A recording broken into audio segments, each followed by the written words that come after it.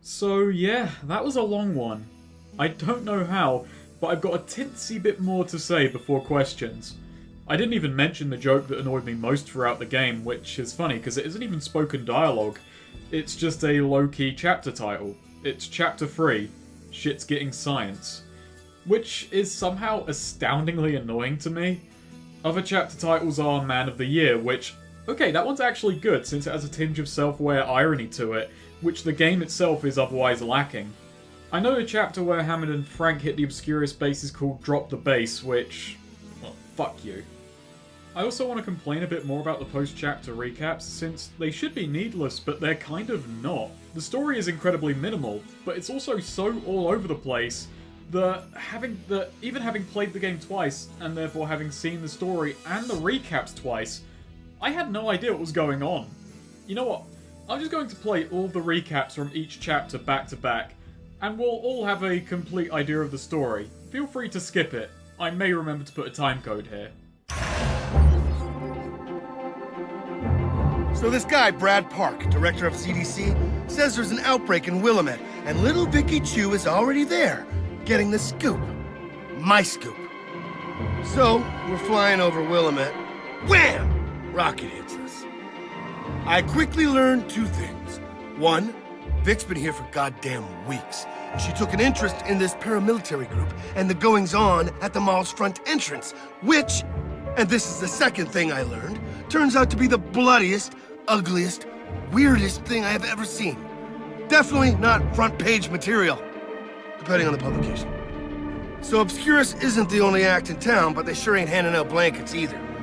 So I'm heading into Willamette. Maybe find out what they're up to, and who's footing the bill. Fingers crossed. In Old Town, I learned that Obscurus was hunting something. And whatever the hell it is, it's hunting them back. Speaking of psychos, Vic's been up to no good. Caught her selling out survivors in exchange for an exclusive with the Obscurus commander. She's even crazier than I thought. But not as crazy as the wingnut Tom Picton. He takes the cake. Ex-dairy farmer turned fascist. Yeah, we're BFS now. His engineer, Hammond, gave me a key to the dam.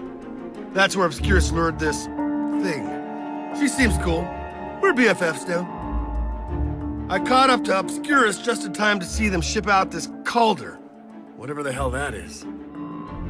So now I'm going after them. Find out who or what this Calder is, and why Obscurus is so hell-bent on getting a hold of it. Calder. I don't know what it is. Big, that's for sure. And it's got friends. Some kind of new zombie, smart zombie, murder zombie? I don't know. Note to self, come up with a better name than murder zombie. Then I was contacted by Dr. Diane Blackburn, an Obscurus scientist and a one-time associate of Dr. Barnaby. Yeah, you remember that old fruit, right? Basically invented zombieism, died years back in the original Willamette outbreak. His personal notes and research were never found. Blackburn told me about a secret lab up at the Golden Apple Winery. I checked it out. Weird science, weird zombies, weird, and more weird. Basically, I got nothing for it. Obscurus had already taken all of Barnaby's files. Whatever he was working on, Obscurus wanted it bad. Real bad. And that means it's gotta be real good. Obscurus had what I needed, so Hammond took a break from planning a revolution to help me bust into the base. Okay, we may have left the front door open behind us. The carnage was, well, let's just say they got what they deserved. I learned Obscurus was using Barnaby's research to create zombie slaves, which is multiple shades of gross. And Calder? Here's a good one. Stop me if you've heard it before. An exosuit and a zombie have a baby. It's large, angry, and has the data I need to crack this thing wide open. And I need it now more than ever, because with Fontana dead, there's no way to prove that this whole thing is the government's handiwork.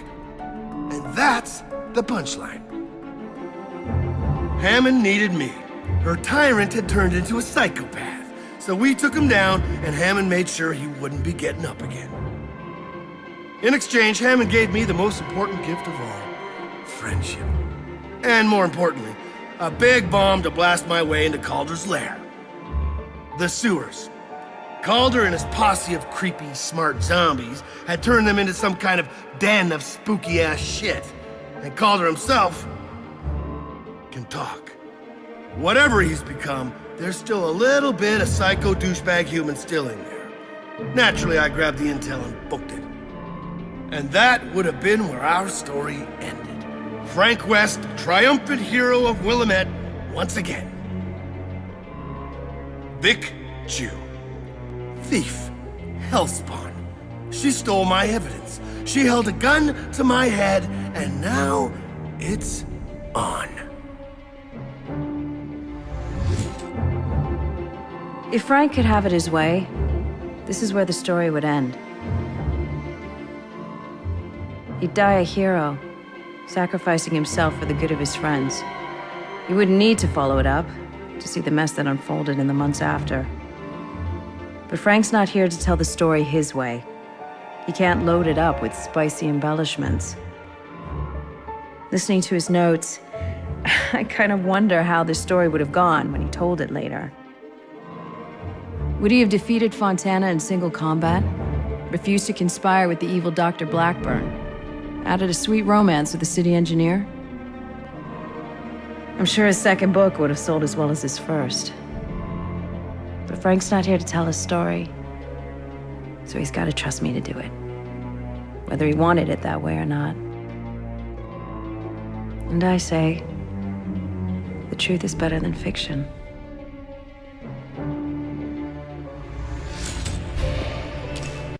I honestly expected it to be like Dead Rising 3 when I started writing the video. About 30 to 40 minutes or so, especially since it's an even shallower puddle than that game. But as I wrote more and more about not only what was missing, but whatever the hell the plot was, I just found more and more to write about. With that, that's hopefully the end of the Dead Rising series. Hopefully. In that G. Henry Perez video I linked, he quotes one of the people who worked on Dead Rising 4, as he stated that it should hopefully open up the series 4, 5, 6, and 7, generally just saying that sequels are intended to follow on from that. But then there's also the fact that a comment I got pointed out that the game failed to meet Capcom's expectations by a huge margin in sales. I mean, in a weird sort of way, if you look way too deeply into it, you can sort of predict the difference between Dead Rising 3 and 4. Dead Rising 3 had some build-up. It was announced a good while before release, but was a launch-exclusive game. Launch exclusives always feel funny to me. They hold this odd place in my mind. To me, the game I always think of with launch titles is Perfect Dark Zero. I have no clue why, but it encapsulates how I generally feel about them. They tend to be good but not great, more invested in showing what the console is capable of, but not fantastic in a vacuum. They tend to be made obsolete before long, since more polished games by more experienced developers will come out. Maybe I'm just closed-minded. Dead Rising 4 just kinda got announced it was coming out quite soon after. It was just dropped into the world with no pomp or circumstance. Having a Christmas theme doesn't help, it kinda quickly makes the whole thing a bit awkward. Especially since the Steam version came out in March of this year. March, a very Christmassy month indeed, and it's not coming till PS4 till late this year.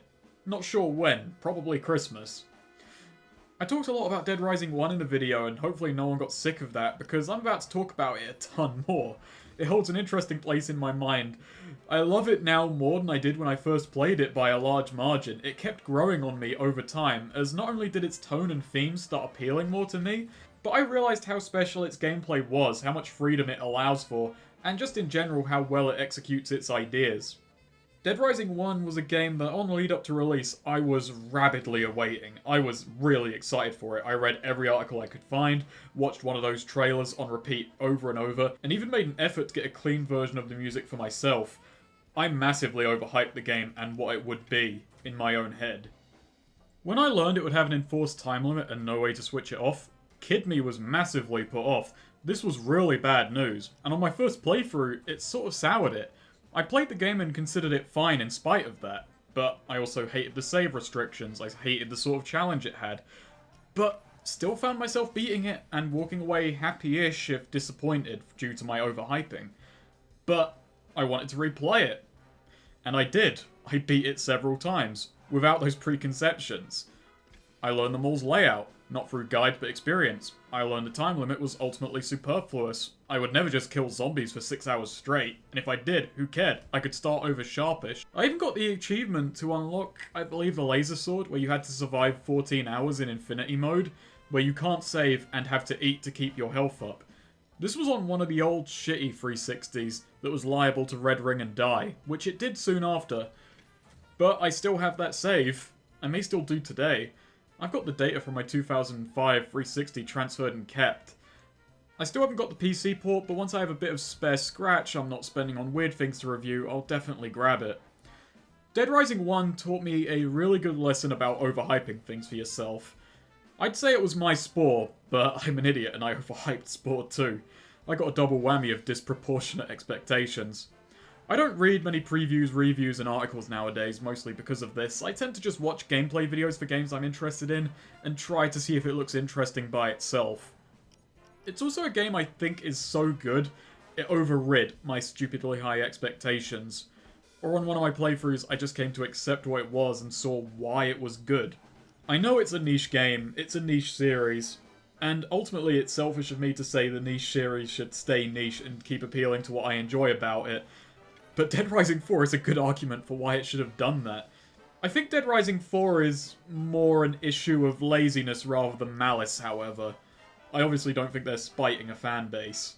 I had this vibe during Dead Rising 4's story. It was how Frank acted throughout it, and it gave me this idea of what the plot could have been like. This would not have made the story good, by the way, I just find it an interesting thought experiment.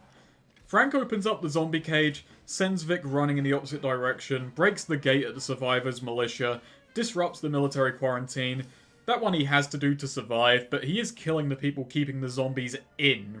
He aids Hammond's coup, and recovers incredibly dangerous research to use it for personal gain. And with the ending DLC, Frank can fucking survive the plot. Imagine if this were a stupid Mr. Bean-style comedy, where a thoughtless and lazy Frank utterly tears through Willamette, making the situation worse as he goes. He causes the outbreak in his bid to escape, gets the militia killed by rolling out on the highway.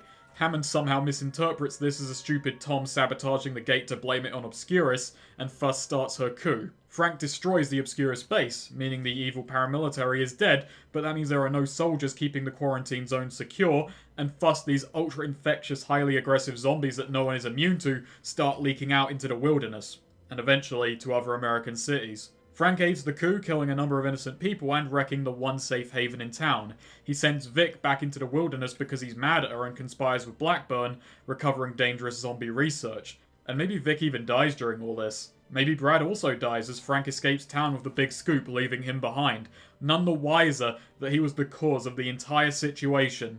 And in his time in Willamette, he has effectively doomed the US on a scale we have not seen since the first game. You know what? I think it's a marginal improvement.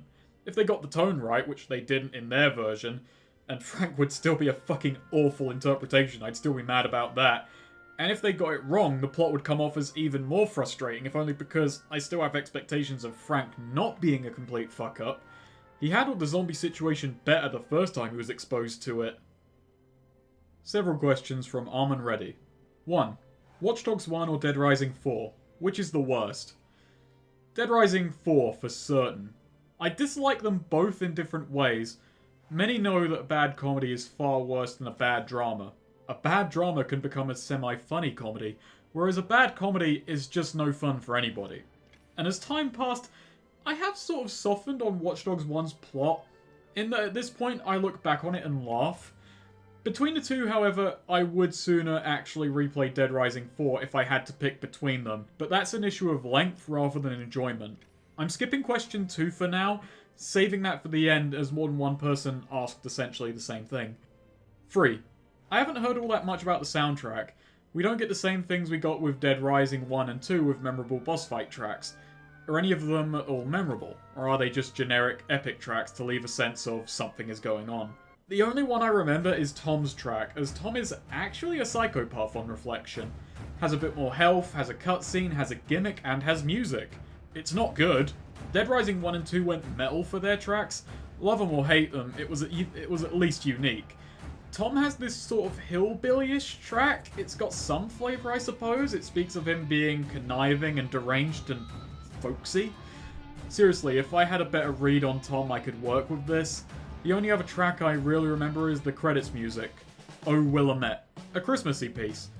I only really remember it because it plays once during the credits, then plays a little creepy track for a bit, and then repeats Oh Willamette, which I guess is an oversight or they just didn't have anything else.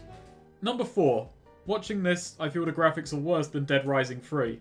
Is that just your PC running at low settings, or is the game that shitty looking? Both. Lots of comments on the shadows. I'm quite bored of those comments, to be honest. I see one, I'm like, oh, everyone else has fucking said it. One that amused me was someone saying, why is no one talking about the shadows? That's 50% of the comments, mate. At least look before you leap.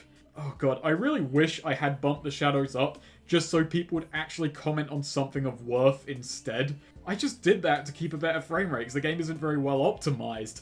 It's so boring seeing those comments. And, okay, even on high settings, the game is far uglier than the ones before it anyway. That's partly art style and colour palette as well. The mall in Dead Rising 1 looked very nice and clean, it contrasted well with the undead and the slaughter going on. 2 was a bit warmer since it was in Nevada, and 3 was a bit more washed out, and actually, okay, it did look sort of ugly. You know, have you ever seen those jokey next-gen filters you'd find in some games that wash the colours out and enhance the browns and greys? That's kind of what Dead Rising 3 was approaching. It still had some colour though, more than some people would say. 4 just looks really washed out and has no identity to how it looks, at least none that I could pick up on. 5. Last question, I swear. At what point did the game break you? Or the point of which it was apparent that the game was garbage and that there was no way it could save itself? It's hard to pick any singular point. I had low expectations from the dream sequence on, where I felt how weak the combat was. And that opener gave you strong weapons, you know, to entice you to the cool toys you'll get to use. But since I was just thinking about how awkward, clumsy, and weak the combat was, it had the opposite effect. I was like, these are the good weapons? And they feel like this? But I held off. Maybe the leveling system will make it better. And then the gameplay could become good. It didn't. So the story was all that was left to try and draw me in. I'm a person that will tolerate boring or average gameplay for a good story, and Dead Rising 1 is campy at times, but a fun story delivered with conviction. Bundled with a theme it treats with gravitas and explores well. And, you know, like I just said, I'm one of those people who doesn't mind video games as a method to deliver a story. So, Frank and Vic in a car. Unfunny, but maybe the zombies will straighten them out. And they didn't. It made them far more irritating, in fact. You jump ahead to when we're in the mall, and then there's the encounter with Sandra, and all of the following maniacs. There was the numerous clue segments where I was made to photograph stuff for snippets of information, or was told to clear zombies out. So essentially, I just kept having my expectations lowered and lowered, and even as my expectations got lower, even as they hit the ground, even as they went subterranean, my low expectations were never really met. I got a real feeling of, that was it, when I was done. I knew the game was garbage after the prologue, but it's not apparent how deeply garbage it is without some reflection away from the game after you've beaten it. When you've realised the plot really makes no sense. When you think about how removing every gameplay system has totally collapsed what made the previous games intriguing. When you realise that even the systems it has kept around have been compromised. Also, don't feel bad about asking multiple questions, they're interesting. DBZ King 119. Who would win in a fight, Dead Rising 1 Frank or Dead Rising 4 Frank? And also, do you think there's a way for Dead Rising to get its act together and come back from this game? Dead Rising 1 Frank. Slower, but can take a serious beating. Can actually think his way out of a situation. Dead Rising 4 Frank is faster, but really rigid. Can take maybe a handful of hits. Dead Rising 1 Frank could win just by slashing around at will. He wouldn't even need to worry about getting hit, he could just tank it. Narratively, I don't know. In story, neither come off as particularly violent, though Dead Rising 1 Frank sucker punched the final boss, didn't even hesitate. Dead Rising 4 Frank would just bitch, moan and quip. Take photos of his old self to get a Pulitzer for a time travel story, while Dead Rising 1 Frank beat him to death because he had to. As for whether the series could come back, the series itself could sell better on its next one, but honestly I felt the writing was on the wall with Dead Rising 3, in that it would never be the same series again, essentially. When Dead Rising 3 was as easy as it was, when the combat was that different and the structure so stripped down, I felt the Dead Rising I knew had already left the building. One of the interviews about Dead Rising 4 stated they were making it with the aims of providing Dead Rising 5, 6 and 7 and so on, but Dead Rising 4 fell severely short of sales expectations, so that's up in the air. What I'm saying is, Even if the series does sail well on its next one, if there even is a next one, I doubt it will be what I want it to be. That's just honestly how it is for me. Time will tell. If a game is good but I don't like it, I'll try my level best to acknowledge and explain my reasoning. Dead Rising 4 wasn't, maybe Dead Rising 5 will be. Eric, how could the exosuit actually be made good? When I first started writing this review, I had a bit where I would end every section with, if you want this feature but better, play X instead. I only really left in me saying to just play the earlier Dead Risings and cut the rest, mostly because I couldn't think of many examples, but for exosuits, that example was going to be Hulk Ultimate Destruction, or maybe Prototype. Besides that, it's mostly what I said in the review. Dead Rising 1 emphasised using anything you could pick up as a weapon. With an exosuit you can lift far greater weights, thus you should have far more weapons. It got bogged down in weapons made for the exosuit, which were just boring in looks and execution. We should have been throwing newspaper boxes and cars, pulling streetlights from the ground, and using the small mundane items as though they were feathers to us. You know, like Hulk can pick up a bus in that game, break it in half, and then use them as boxing gloves. That's what I wanted. Ideally, we'd have also had a boost in mobility as well, greater running speed, higher jumps. The exosuit should effectively be treated as a superpower. I'd likely also change the timer aspect for an armor bar to make it more like standard body armor, so you maintain the suit through skillful use of it. I'd also make it something that missions didn't hand you. You had to bring a suit to the mission and maintain it if that was the case. I don't mind it getting taken away for specific challenges like it did in the Tom fight, but missions shouldn't be forcing you into a really boring power-up. On and ready. Suppose you could lead a development team to release Dead Rising 4 yourself. You have access to any writing team you'll need, a pretty talented dev team. What direction would you have taken it, and what direction could have been taken to save this pile of garbage? Eric, if you were in charge of a prospective Dead Rising 5 or in charge of Dead Rising 4, how would you make it not shit? I'm not a game designer, obviously, so my approach would be hands-off. I'd ask that the core gameplay more resemble that of Dead Rising 1 and 2, the clunkier but harder-hitting old combat style, and I did have a basic story premise, however. I just needed to make it a bit location-agnostic. I'd ask the writers team to come up with a place that would make for an exciting zombie story. 1 had the mall, 2 had the holiday resort, and 3 had Los Angeles. Which makes it hard to go up in scale, so I'd go back down. I'd ask them to focus on a dense environment which allows for a lot of area theming. And it has to be present in America. Dead Rising is a series that just kinda has to be in America. I'd also move the clock back a bit. This is an outbreak that comes before Dead Rising 3, so we can have the classic angry by night bee zombies. Maybe even move it far back enough that Zombrex is still injected rather than people being chipped. Just throwing out an example because I need one. It takes place in a fictionalized, renamed Miami, in a quarantined beachfront area. So we got a few hotels connected by zombie-packed streets, but they're not too big. Vehicles would obviously take a backseat once again. I'd then ask the writers to come up with some setting-appropriate psychopaths, some fun and interesting characters, with an emphasis on giving them a gimmick both tonally and gameplay-wise. The main character is a local wedding videographer who aspired to be a journalist. Maybe even looks up to Frank West. So he's busy at work when the outbreak begins. Naturally, the outbreak finds them right as the ceremony is ongoing. It's complete pandemonium, everyone flees for safety, and then the main character decides he's going to uncover the cause of this outbreak, getting embroiled in a conspiracy of some description. Could be terrorists, could be the government, could be both. Again, I'd ask the writing team to give the zombies and their handling a theme. In Dead Rising 1, it was American consumerism, and how America uses other countries to maintain that consumerism. In 2, it was healthcare and its high costs. Basically, have something to frame the zombies against. Ask for an issue that's been ongoing for a decade or more, something that isn't just a flash in the pan. Not timeless, but has a broad time frame. As for the tone of the game, I'd obviously point writers to Dead Rising 1, Yakuza, and Binary Domain. There seems to be this tone to comedy in Japanese games, where they allow the gameplay to be comedic, but when the story starts, you sit the fuck down and listen. Yakuza does this fantastically.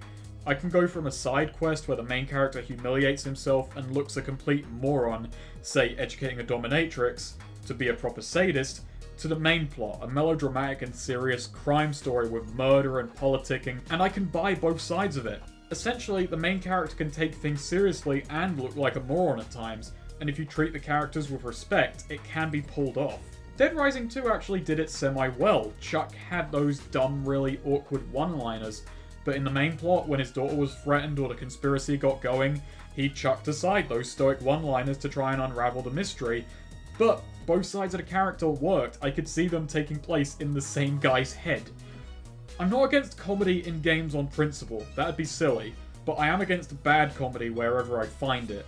Anyway, back to gameplay. I don't know about combo weapons. If I did have to include them, I'd think about why using mundane objects in Dead Rising 1 was fun. Because mundane items are not mundane against the Walking Dead. They're actually magical. A baseball bat to a zombie is always better than a human-sized fire sword. If I wanted that, I would play a fantasy game. Essentially, the weapons would need to be believable but entertaining, like knives taped to brooms, chainsaws on a paddle, makeshift shotguns, and so on. The camera system would be replaced with taking video clips. You'd keep some mobility while doing this, and would get more PP for getting close to the zombies, recording explosions, maybe even allow a degree of actions during recording, but they're slower and a bit more awkward. Like you can fire a one-handed gun or shove at any zombie that gets too close while recording. Hell, you could maybe use that to push zombies off of stuff, which is always great. I'm always a fan of pushing things off of stuff. If I were to keep exosuits, I'd request the map have greater verticality to allow for movement bonuses, and also request that if exosuits are going to be in the game, far more dangerous and agile zombie types need to be in the game as well to encourage their use. But that'd be difficult to balance against when players don't have an exosuit. But then again, that could also make an excuse for that dumb stealth system they added in Dead Rising 4. So you could maybe sneak around the bigger zombies, then you get an exosuit and you can fight them on a level playing field. Or maybe once you get high enough leveled, you can just take the zombies on foot. The time limit would return, but I would try and put a different twist on it. Let's say 3 to 5 days before the quarantine closes off and the city is cleaned up via firebombing. Events would still come up thick and fast, story and side missions would occur at certain times, and you have to manage that and learn your way around the map. But, instead of waiting to be picked up, you can leave whenever you want. The quarantine zone is open for that time, and after that, the gates close, everyone who's in there has been decided it's too far gone. So, you could start the game and end it within minutes, or maybe even clear the main story with a bit of time spare, before you decide to make your exit on your own time. Maybe there could even be side missions that are incredibly dangerous but push the firebombing back a bit and give you more time on the clock. Perhaps leaving the quarantine at different points in the story could net you different endings, and getting people to the military quarantine makes for a sensible way to re-add survivor escorting. You're not taking them to the safe house, you're getting them out of there. Maybe the more survivors you save, that could actually push the time limit back, as they tell you, no, there's more people in there, there's a guy actually escorting people. Okay, now I'm just rambling and having wild, ambitious dreams of what it could be. I mean, what about 2 plot lines, where you couldn't possibly beat one in a single run, unless you were near perfect playing in co-op, or getting those time bonuses? One for saving people from the wedding, and their personal tragedy of trying to find scattered loved ones in the apocalypse. And then the other one is, you know, the big conspiracy plot, and you could juggle both of them, or you could focus entirely on one, focus entirely on the other. So, I'm gonna stop myself there. I'm dreaming of a Dead Rising game that will definitely never happen. There's a video. There's a video by a guy called Lamhu, and he talks about his idea for an ordinal game scale. He disagrees with the way we rate games now on a 1 to 10 scale, where he says that those numbers are meaningless. I don't entirely agree with his idea. I agree with him that numbers are ultimately quite meaningless on their own in a vacuum, and I don't rate games for that reason. And I didn't like his idea of an ordinal scale either. Essentially, an ordinal scale is you relate components directly to one another. So, say, I would put Mount & Blade very, very high above Dead Rising 4, because I like Mount & Blade a whole lot more. And I considered making an ordinal scale of every single game I've made a video on, purely because I wanted to put Dead Rising 4 at the bottom of it. Of all the games I have reviewed thus far, Dead Rising 4 is the one I would say is the worst one I've played. There's little to no question about that. I have very few doubts in my mind I would rate it that low. It inspired feelings of intense annoyance and frustration and anger at it at times. It's so incredibly unlikable. I'm off script at this point. I'm beyond the question. I even Ride to Hell on that list, I don't know where it would be. I'm still tempted to make that ordinal scale. It's been in my mind the whole time I've been thinking about, you know, writing the Afterthought and doing all this stuff. Ride to Hell, I softened on with time. It's still a very bad game. It is an awfully made game by any metric. The story is nonsensical, dumb, the voice acting is bad. Everything about that game is terrible. But when I played it, when I thought about it, I felt it was something that people wanted to be making, that it had some sort of soul. And I, you know, it's a very entirely subjective thing to see that quality in a game that you decide, this has soul. This had someone who cared about working on it. Someone thought this would be a success and was trying. I don't see that in Dead Rising 4. Dead Rising 4 is soulless to me. It's a husk. There is no love or passion in Dead Rising 4, and it shows every step of the way. Even Dead Rising 3, I felt, had some love for itself, had some respect for itself in the way it carried itself and the way it treated its story. Even though I don't think it was entirely successful, even though I think the ending twist with Isabella Keyes was really poorly thought out and honestly quite needless, even though they did need a reason why the outbreak happened on reflection. With Dead Rising 4, I got none of that. It feels like a soulless attempt to get Dead Rising 5, 6, and 7 made, if that. And, you know, if you want to get 5, 6, and 7 made, it's a bit of a poor showing when 4 is an absolute fucking train wreck. You can't prop yourself up on something like that. But yeah, that's Dead Rising 4. That's the end of that. The next game I'm reviewing is Evil Genius. I should stop saying reviewing. This isn't a review series anymore, technically. It's more analysis, critique, whatever. It's a little bit of everything. It has been for the last few months. But yeah, Evil Genius is up next. That's in recording. It's taking me a bit longer than I thought it would, but it will be done when it's done.